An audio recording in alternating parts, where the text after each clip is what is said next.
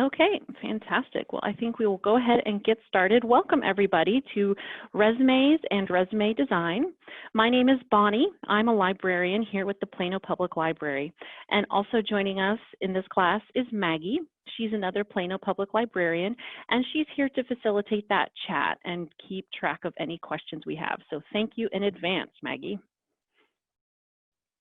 Now, before we begin, I just want to let everyone know what our ground rules are for these classes. First, you will be muted so that everybody can hear the speaker, and all the videos blocked, including mine. You're just going to see my screen presentation. Now, up at the top of your screen, you'll find the option to exit full screen if you ever need to get anywhere else on your computer. And you're, of course, welcome to ask questions in the chat box. If you see at the bottom of your screen, there is an icon that says chat. Just click on that chat icon and it will open up the chat box and you can put your message question in there. Now, those will just be seen by the panelists, including Maggie, who's monitoring our chat. So Maggie might answer your question right back immediately in the chat box, or she might hold on to that question till the end of our class, or she may just go ahead and ask that question live at the time if it is pressing to the conversation. And again, the chat will just be seen by panelists, myself and Maggie. And also note that any inappropriate comments will cause immediate removal from our class, but I'm sure that that won't happen today. And finally, just a reminder, this class is going to be recorded and will be emailed out within a few days. And it will also include a link to a handout that goes with this class. So you'll have lots of great links and resources. All right, so with all of that said, we are ready to jump into our content. So welcome again. This is Resumes and Resume Design. This is a class in our career development series. And our objectives today, we're going to look at some general goals of a resume. We're going to look really in depth at 3 specific types of resume formatting. We'll talk a bit about resume design. We'll go over some great tips and some trends in resumes. And then finally, we'll connect you with some really powerful library resources. Just a quick caveat here, I am a librarian. Again, my name is Bonnie and I'm a librarian here with Plano, and I'm not necessarily a business expert. However, as a librarian, I am an expert at doing research. So I've done a lot of research on this topic. In addition, I was hired by Plano just about 1 year ago, and during that job search process, I really spent a lot of time and a lot of care and energy on my own resume. So this is a topic I really enjoy discussing. So thank you all for joining us today, and let's dive in. All right, the goals of a resume. Well, first and foremost, this is your brand. Your resume represents your brand, which is your skills, your talents, your experience, and you want your resume to accurately and efficiently communicate all those things. I cannot encourage you enough to make a resume that you love. I used to dread working on my original resume that was years and years old. So finally, I just ditched the old one and started fresh and made a resume that I just love and felt passionate about. And think about it. If you dread reading your own resume, how is a potential employer going to feel about it? All right, so this is a place where you're in control. Your resume gives you a chance to control your information, because if you think about it, when you fill out an application for a job, really that is meant to level the field. It makes everyone's information similarly formatted. But your resume is really one of the few and the best chances to take control over how an employer is going to view your information. Of course, the best and main goal for a resume is to get you to that next step. So when you're doing this, writing your resume, do everything you can think of to make your resume just scream, "Interview me!" And dynamic and fresh. Dynamic meaning when you apply for each job, I highly recommend you take the time to tweak your resume for that targeted position. Do things like match up keywords in the job description to similar keywords on your resume. And keeping it fresh means if you don't love your resume or if it's very outdated, start over and make one that you do love. And you might even want multiple resumes for different situations. And that may become more clear as we continue this class. Of course, above all, write your resume to get you noticed and to the next step. All right, so let's just quickly introduce the types of resumes we're going to talk about in depth today. The first type is chronological. The second, functional resume. And then finally, we'll spend some time on a combined or hybrid resume. Sometimes it's also called a combination. As we proceed through all these types, you're going to see that each of these formats have features that may or may not be best for your situation. So you really want to consider which one will be the best balance for your skills, experience, and education. Again, the overall goal for any resume is to get you that interview. All right, we're ready to take a deep dive into three main types of resume formats. And our first one is the chronological resume. So in case you're a visual learner, this is a great visual representation of what a chronological resume is. This is from thebalancedcareers.com, and I like this. So let's just take a look at Adonis Fazio, because I just like to say the name too. So this is illustrating what a chronological resume format is about. It's going to list your work history in order of date, starting with the most recent job. So if we look at the top panel, we see that Adonis is currently, at present, a fashion designer. In the middle panel, we see that Adonis previously was a fashion design assistant. And then at the bottom panel, you see that Adonis was a fashion intern. So the main point here I want to have you note is that, of course, we're working backwards in time order, but really notice all of this experience is within the same field, right? This is all within the fashion design field. It's pretty important to this kind of resume. All right, so let's talk a little bit more about chronological. What is it? Well, as we discussed, it's a resume organized primarily by time periods of employment, and it's going to put your most recent position up top first. This is long thought of as the standard or traditional resume format, but that doesn't necessarily mean that it is the best choice for you. When should you use this style?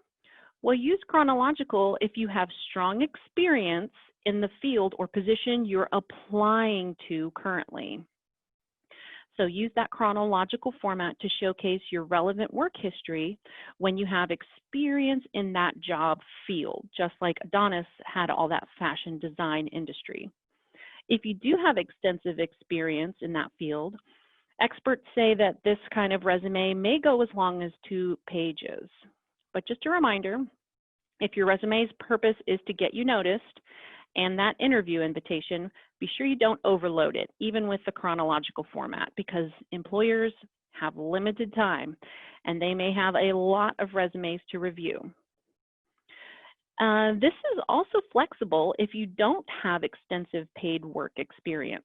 You could still use the chronological format, perhaps if you have volunteer work or internships, or maybe some work-study programs that you could list as legitimate work experience, even if it wasn't necessarily paid in this sort of chronological format.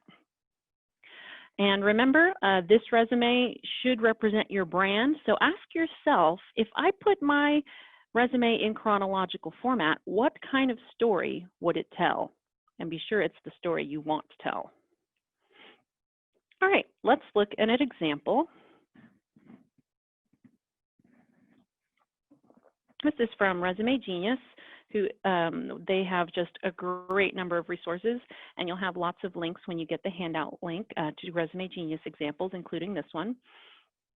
Does this kind of format look familiar to you? Is this sort of what you think of when you think of a resume?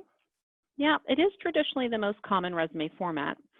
And now let's look in detail at the sections of this chronological resume. So they've nicely labeled this for us, so we'll kind of go through the points. Of course, up at A, we've got your name and your contact information. You want that very prominent if it's not even at the very tip top. And then under that, they have a section they've labeled B as a career objective. Now, this is sort of an introduction, and it could quickly outline your experience and skills. It's optional, but it is something you'll see throughout many of the examples we go through today. And then we get to section C, the work or professional experience. And of course, in this kind of format, the chronological format, this is really the meat and potatoes of this resume. Now, the goal here is not just to rattle off all the jobs you've had and all the tasks you had at each job, but rather you want to go role by role and showcase your achievements and how you excelled at each of these jobs. Excuse me. One good way to do that is to add measurable figures to your bullet points. Of course, numbers will illustrate your accomplishments and provide your potential employer with a good understanding of the abilities you could bring. Another way to make this section more effective is to start each bullet point with an impactful action verb. You see things here like trained, developed, and you could get even more creative with your action verbs, because those action verbs are really going to be a target for your bullet points and make it clear to the hiring manager exactly what you did to achieve your goal or your accomplishments. All right, let's move to section E. Here they have education.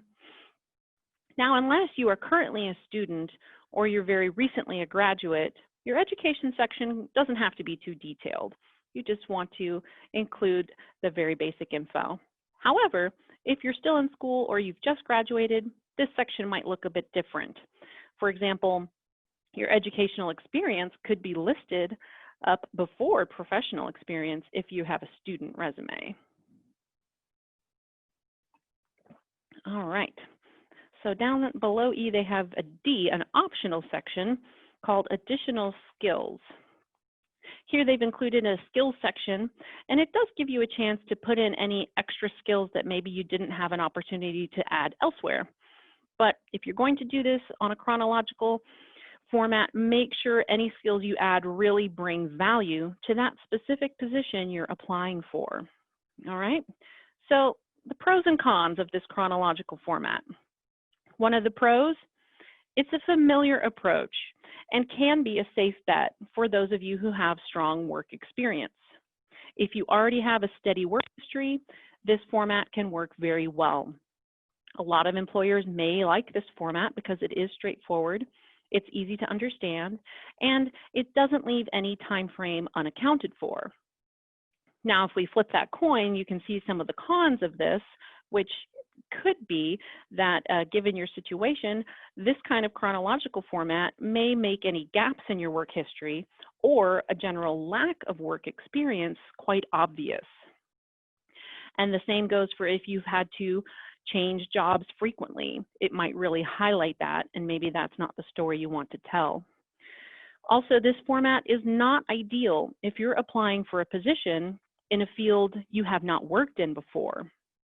So for example, if you've been working in accounting for the last 10 years, but now you've decided you want to apply for a librarian job, this chronological resume is going to make it kind of hard for an HR department or a manager to look beyond that accounting experience.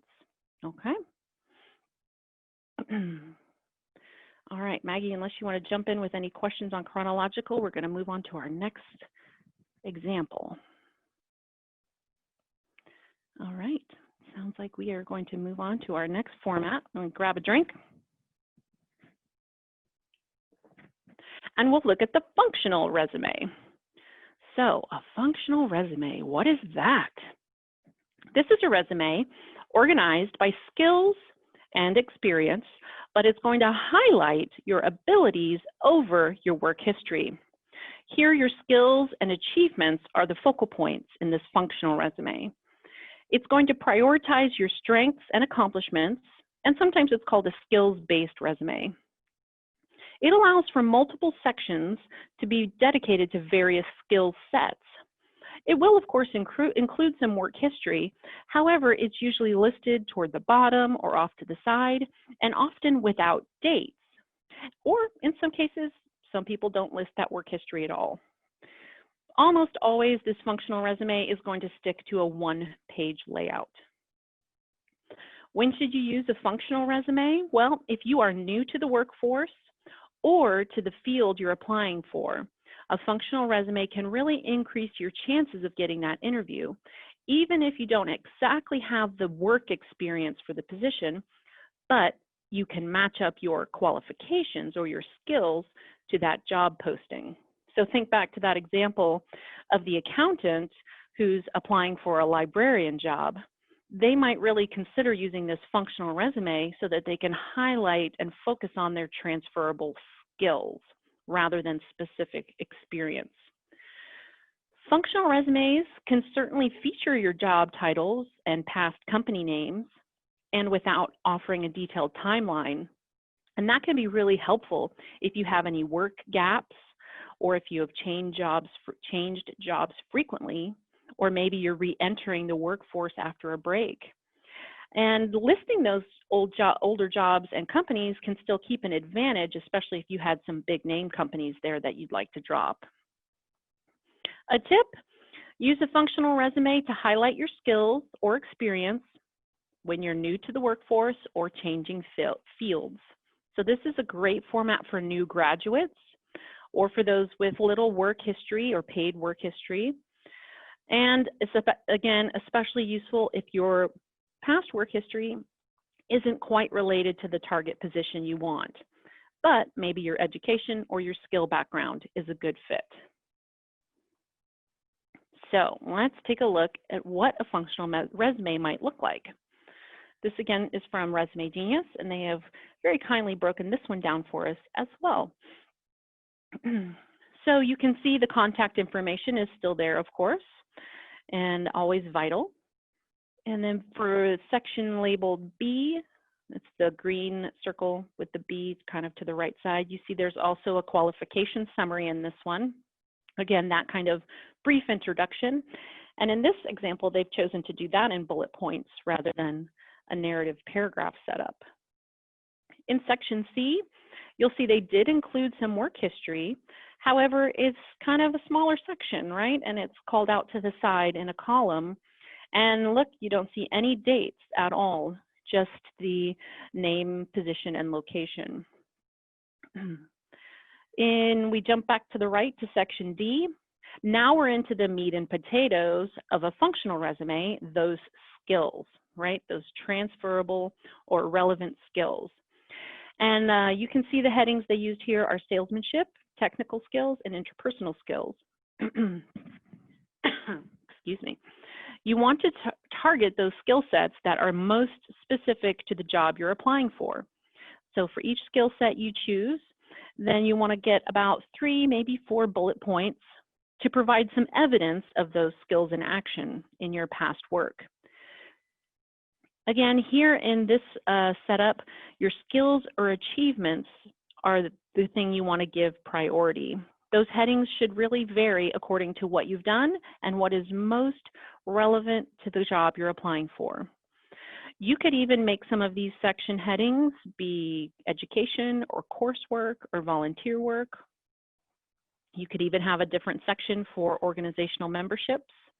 Just as you can see, they've called out their education in point E, and then in point F, they've called out an award they got. All right, so let's look at another example. It's somewhat similar to the one we just saw. Again, this is another functional resume example. It's got a little bit more design that I wanted to show you guys. You can see a lot of the section setup is pretty similar to what we just looked at. They've got some skill sets, management, technical, organization. Again, they've provided those work history names. This one, they did include some dates.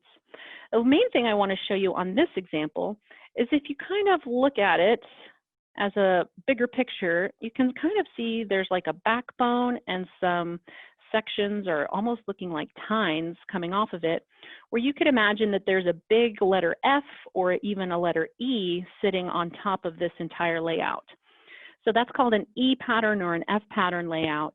And I just wanted you to put your eyes on that because we are going to talk about that in a few minutes when we get to the design discussion. All right. So Maggie, unless you want to jump in with any questions about the functional resume, we're ready to look at combined. No questions as of right now, but if you have a question, feel free to add that in the chat. Awesome. Thanks, Maggie. Mm-hmm. Okay, so we took a great look at chronological and then functional. Let's look at the combined, hybrid, or combination resume format. So what is that? This is a resume format that's going to showcase your work experience, including the time at each position, just like a chronological resume. But it's also going to put an emphasis on the skills you've acquired.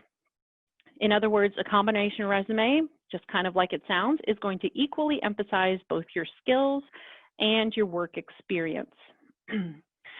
So when considering this, you really want to think about how similar is your work history to the position you're applying for, and then decide what format is going to fit best for that situation. Chronological, functional, or if you can't choose between them, boom, try combination. It's sort of the best of both worlds. The experts also say this format is great for people who have been in and are staying in the same career field or profession for many years. This one kind of lets you boil down to the highlights so that you don't have a 7-page resume since you've been in the work field for a long time. It really lets you show off your career highlights, progression, and accomplishments. This is another format that is almost always just a 1-page document. And another of the benefits for the combined resume is that it really gives you flexibility to mix and match and present your information in whatever order works best for you and puts your key selling points top and center. All right, let's look at an example. So here's another one from Resume Genius in the combination format this time. So if we kind of look at this, you can see we still have the contact information section. Of course, that's always crucial. And then they also start with the professional profile or that brief introduction. Here they've done the bullet points and some interesting work with using bold. We'll talk a little bit more about design elements here in a minute. Then they have this skills bank call out where they've used these blue bubbles for highlighting some skills. In this case, it makes sense that they've called out a lot of hard skills or technical type skills, but sometimes you may want to call out some soft skills as well. And this is a great opportunity, this kind of skills bank, to work with some design elements. More on that soon. And then they've gotten into some work experience. So again, kind of switching gears to more of a chronological element here. And they've picked 2, and you sometimes might pick 2 or 3 of your most recent work examples. And again, they should probably be within the same field if you're using this format. And they've kind of outlined some of those achievements. Of course, you would want to include your education. And if it adds value, you could add things like any certifications, any honors, maybe some relevant volunteer work. It's really flexible to you in this kind of layout, just as long as whatever you put in adds value. Just a quote from resumegenius.com, they say that combination resumes are a proven format across all industries because they highlight both your key skills and your employment history. All right, so we've looked at these 3 main formats. Let's just recap them. We looked at chronological, which of course we know is going to highlight your work experience or history, or it could even highlight your extensive course or study work if you're still in education. And that works backwards in chronological order. And again, we want those chronological resumes to be focused on a particular field or profession for the most part. All right, and then we looked at the functional resume. Now that one's going to focus on your transferable skills, and it works really well for anyone who has employment gaps or maybe work history that isn't necessarily in the particular field you're targeting currently, or maybe you're re-entering the workforce, something like that. And then finally, we introduced the combination format, which mixes elements from the chronological and functional resume styles to fairly equally emphasize both your work history and your skills. So Maggie, this is a great time to stop if we have any questions to address. We do have a couple questions. So the first one is based on your research, if you know if there is the best format to pass in ATS systems. Is there a particular format that seems to be preferential for those systems? Yeah, that's a great question. And actually, I'm going to hit on that pretty soon coming up, but I will go ahead and answer it now with the short answer, which is it's most likely going to be the functional or combination, mainly because you have those skills focus or skills banks to really work with and tweak your keywords or buzzwords to try and match up to ATS. And thank you for that. We're absolutely going to talk about ATS here in a minute when we get into design. Awesome. Any others, Maggie? Great, yes. Second question is this person has been using the combination resume for their field because it's the most popular in their field, but they're interested in the functional format. Do you think that will hurt their capabilities in moving forward with a different resume? I don't think so at all. In fact, as I mentioned it when we started out, that you may just want to hang on to your combination and keep it fairly updated and fresh, but go ahead and make that functional version as well. That way you have two great resumes in your arsenal, and you can just pull out whichever one you feel is most appropriate to the situation that's in front of you. Absolutely. That's a great response. And another question just popped up on the combination resumes. Do you often put dates or durations of time at positions, jobs? Right. Again, this is the spot where you're in control. So if you feel like that tells the story you want to put forth for this job effort, then go for it. If you feel like it could come back and hurt you in any way, we certainly have seen some examples where they just list the company and the title without any date ranges. It's just kind of up to you. Just know that when you do get that interview, it could come up if you've left off any date ranges, and that may be something you could address later. But since this is your chance to put your best foot forward, I would say pick either dates or no dates, the way that supports your story best. That's a great answer, and that's the questions we have for right now. Okay, awesome. Thank you so much, Maggie, and thank you all for the questions. So let's talk a little bit about resume design. So design, of course, we're just kind of talking to the overall look of the resume that you put together. Here we have just sort of a layout that might look a more traditional versus one that might look a little more contemporary. And you might consider freshening up your resume to a more contemporary design if you haven't already, because it is an opportunity to make it stand out, to make it look current, and possibly even be more effective. So if you look on the left, the traditional design would mostly have maybe a more traditional font like Times New Roman, used to be the good old default font. That's kind of hard to say, default font. Often in kind of the more traditional or older styles, the information was even written in paragraph or narrative form, not just in that intro, but throughout. And I would kind of consider that before you go that route, because that is sort of a pre-smartphone style, right? And you want to consider your hiring audience. You do not want to put in too much, overload it, and risk landing in the TLDR pile, right? Now, if you don't know what that means too long didn't read. And you do not want your resume to land in that pile. So that's another kind of bonus to a more contemporary style, because in a contemporary design, it is going to be a little more concise and use those bullet point lists. Those really kind of cater more toward the modern attention span of our readers. It would typically also use a modern and still professional sans serif font, such as Helvetica or Arial, something clean and easy to read, but that's a little less formal. And then just as our questioner asked, we're going to write those contemporary resumes really with ATS in mind.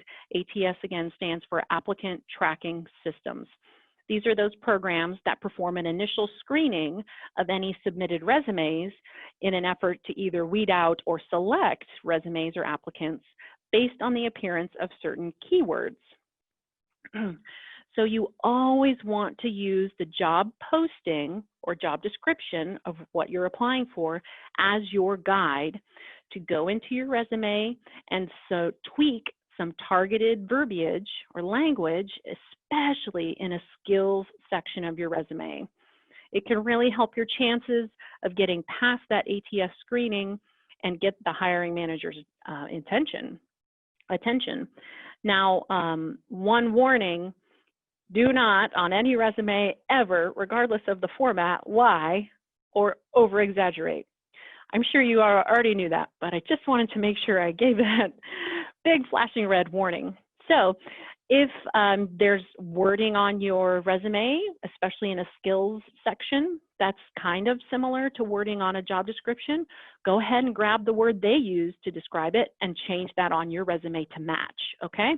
I'm not saying if the job description says juggling and you have no idea how to juggle to add that. Definitely not. But we want to match up as closely as you can, again, to get through that initial screening and really to prove that your skills are highly transferable to the job you're targeting.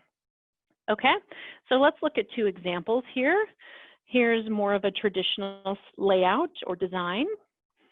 And look at this one with maybe a little more contemporary layout. And ask yourself, if you were hiring, which of these two resumes coming across your desk would catch your eye? You can see that even just one pop of one color can really kind of make a difference. And again, the ATS screening systems really bring to light the importance of a skills section so that you can easily tailor your resume to every job description. That's exactly what I did during my job search. I took the time every time I applied for a job to go through my skills bank and make sure that I've matched up to the job description as much as I possibly could. That was still accurate as to what I could bring to that position. All right, so let's look at another design example here. Here's another combination format, but it's got a really high design look to it. Now, if you look at the profession under the name, you can see this is a resume of an interior designer. So would you expect an interior designer to have a very attractive and maybe a highly designed resume? Absolutely, you bet. So clearly this will vary by profession or industry. And then remember earlier how I pointed out that E or F pattern layout with the columns and sections? Well, one thing that experts are saying is that this can really mirror a web page layout, and it can be an advantage depending on your audience. In fact, a recent study from the job site Ladders found that resumes with that F pattern or E pattern layout tend to mimic how the reader's eye would scan a web page, and it can get and hold the reader's attention even longer. Okay? And I do just want to point out this interesting design element here. For their skills bank, or they call it expertise, they did this kind of self-assessment rating system. I don't know why, but it just really appealed to me. So this is actually an element that I included in my own resume, this kind of skills bank with my own self-assessment or rating scale. Totally optional, but something to consider. And just a side note, when you do get your link with the recording of this email, it will contain all the links that we refer to in the examples in this class. And almost all of these examples I'm using have some sort of downloadable template that you could use online. This one comes from smashresume.com. All right, so here's one more sample from you. Can you guess the format here? Well, if you guess combined or combination, you got it. So this is from money.com, and they teamed up with Dana Levy-Dietrich, the founder of Brooklyn Resume Studio, to help you write your perfect resume. And this, of course, is their free resume template online that they recommend as a surefire layout. And this link, of course, will be in your class handout when you get that email. So let's look through the sections on this one. So circle one, they're just pointing to the overall layout.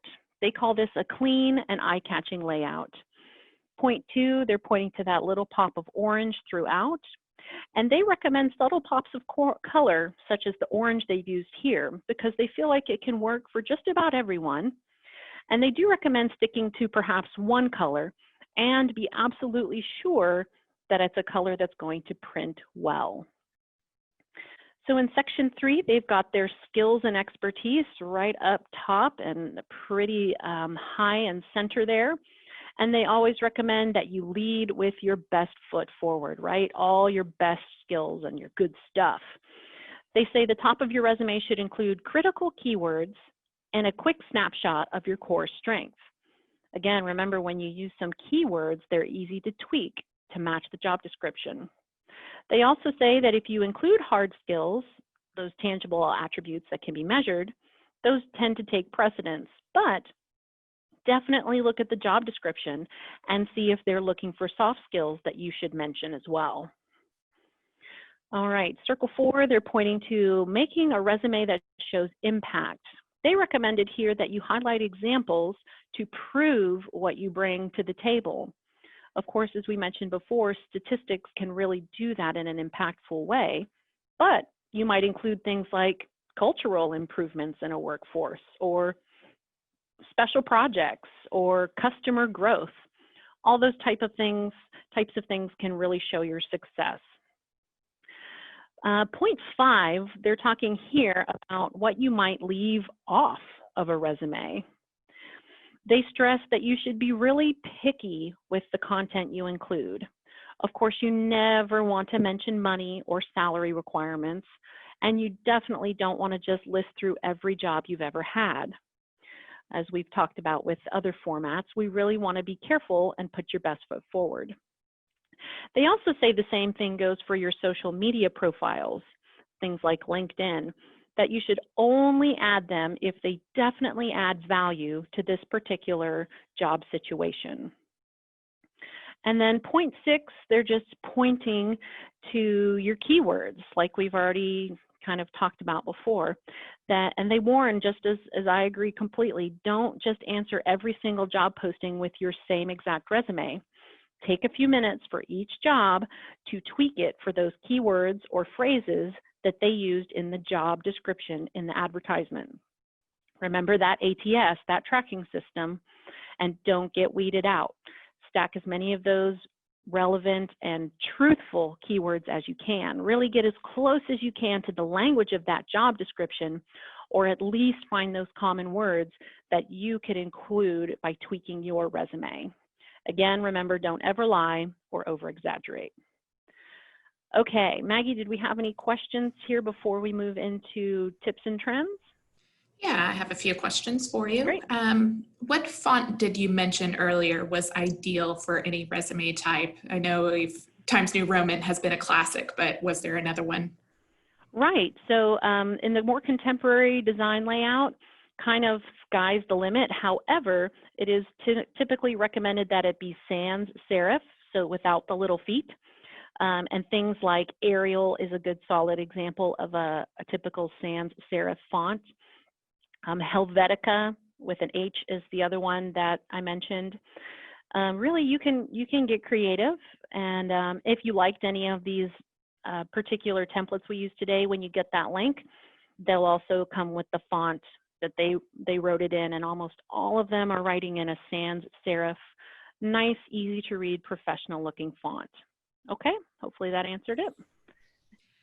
Would you be able to explain the S pattern and E pattern again? Yeah, you bet. Let me go back up to, this one sort of shows you, it's not quite as obvious, but essentially we're talking about more of a column, a stacked column approach, rather than everything just going across the page.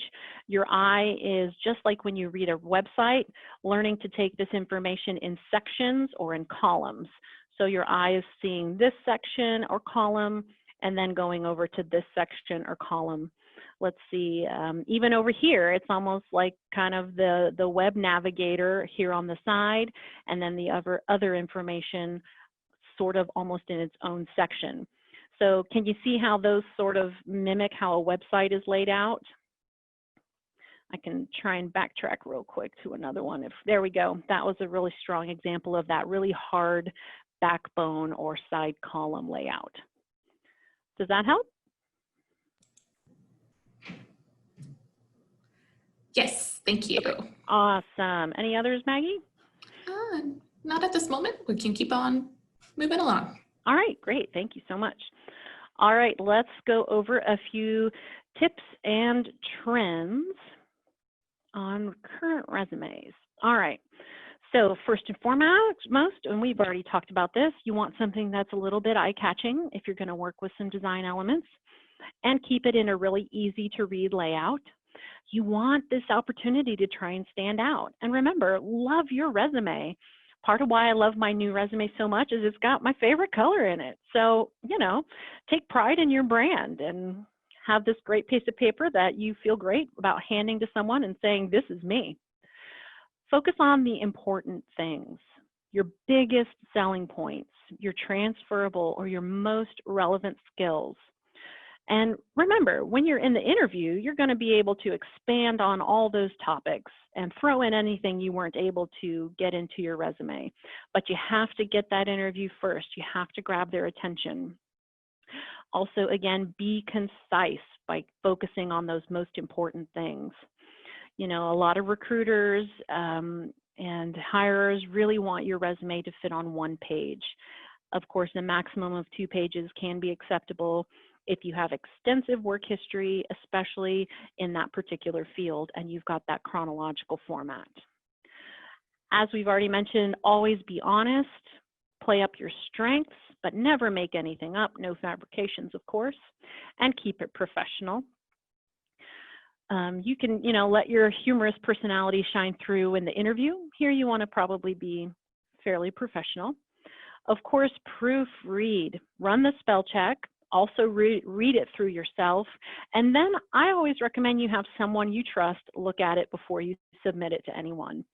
Also double check that your font is consistent throughout the whole document. Make sure you didn't change it up anywhere by accident.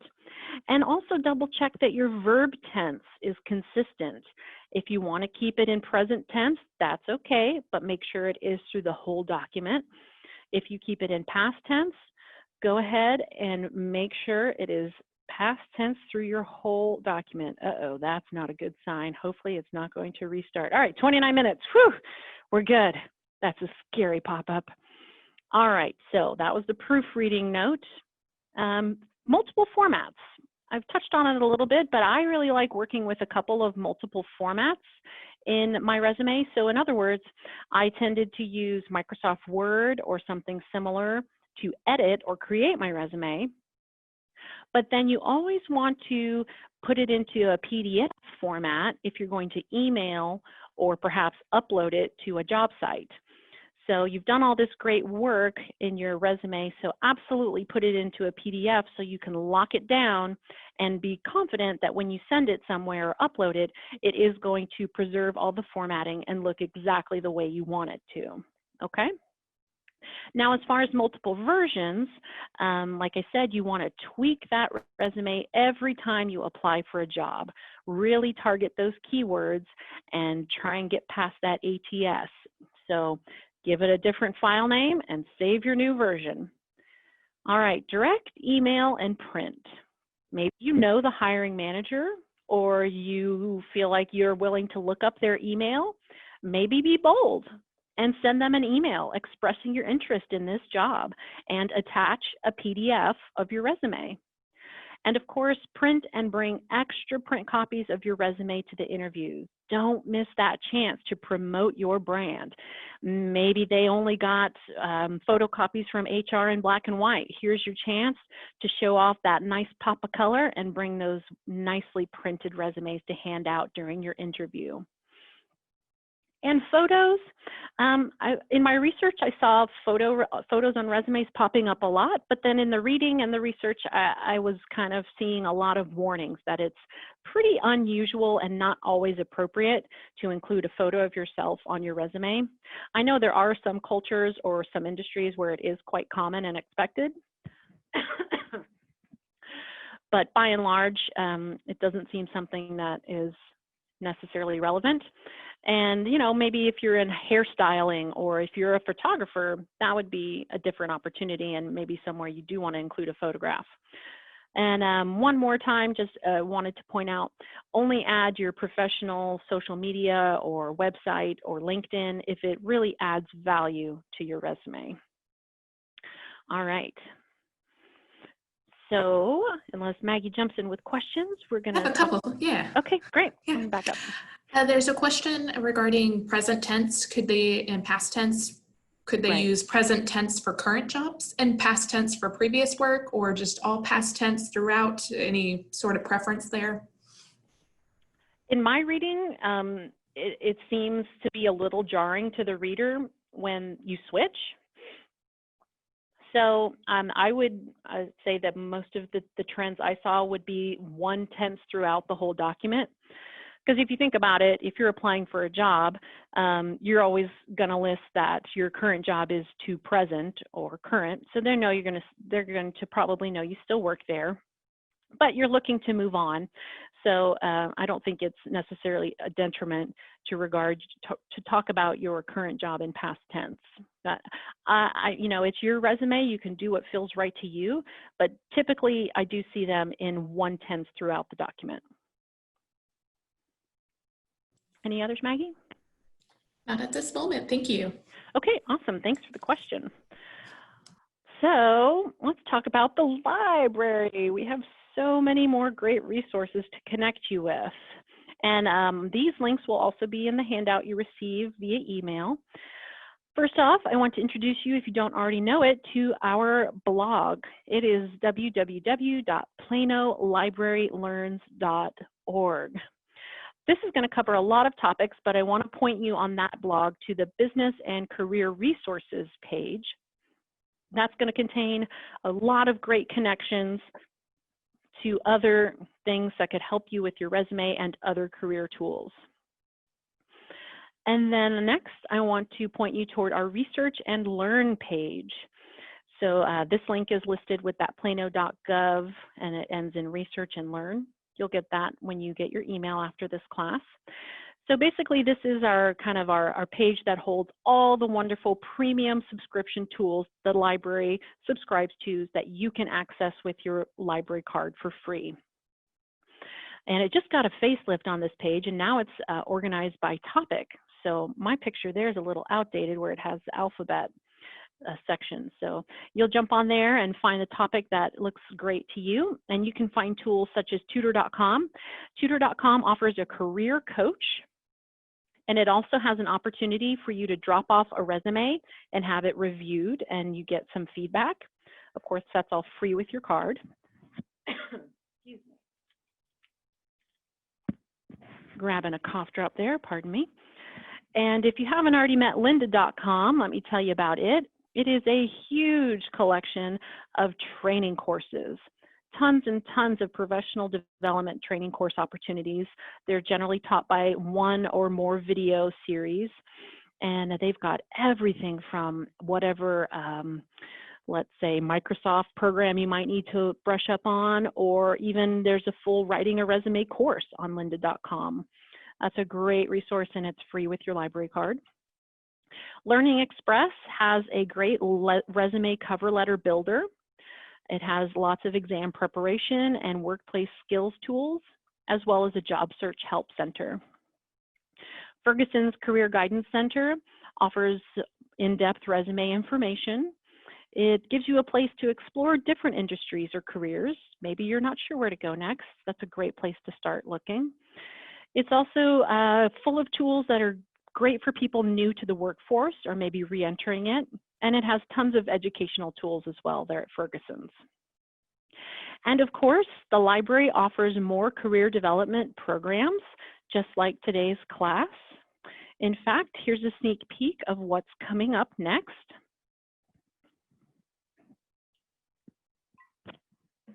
Special plug for tomorrow's July 15th, Microsoft Excel 101 class. If you're new to that program or just want to learn a few tricks, be sure and join us. You can find all of these on our website, and be sure if you're interested to take a look. That website is planolibrary.org, and some of these may require a registration. So if any of these sound great to you, go ahead and jump on our website and get registered. Okay, I'll leave this slide up for another moment in case you're still looking at it, but this is kind of our last spot held for more questions. Do we have anything else, Maggie? I am looking through.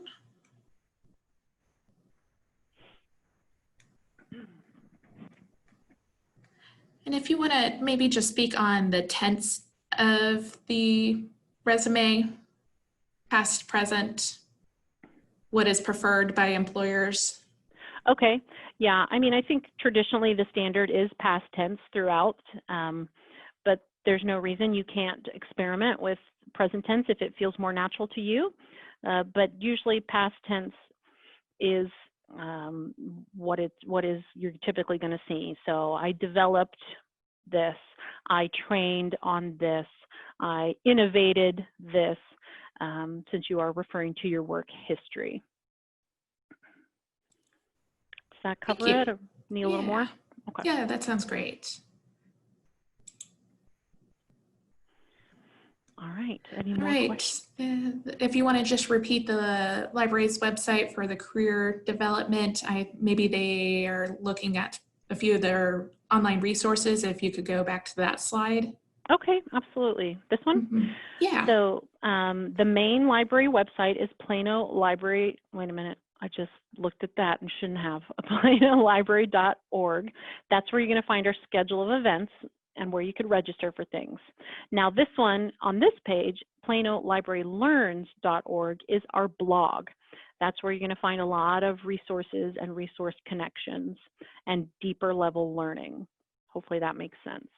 And then the second link down, that research and learn page, is where you can connect using your library card, Plano library card, to lots of our premium tools for further research. You think that covered it, Maggie? Yes, that should cover it. Okay. Anything else?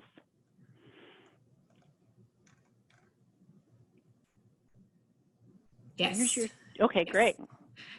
No, they were saying, yes, thank you for covering it. Oh, okay, got it. And it is all free with library card, yes. Absolutely. And if you don't have a card, you could also go to planolibrary.org and find apply for a library card.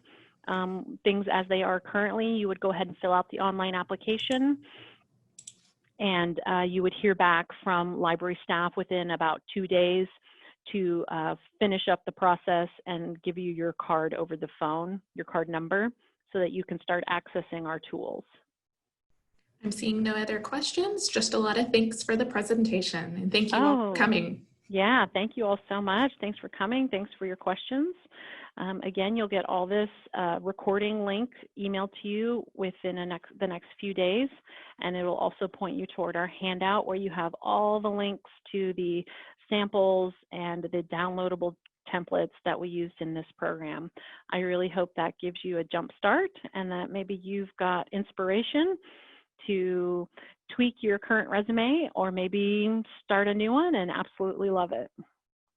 All right, well, we will keep the chat and the program open until right at 2 o'clock, I believe, right, Maggie? And then, so if you have any last minute chats or questions, you can throw them in.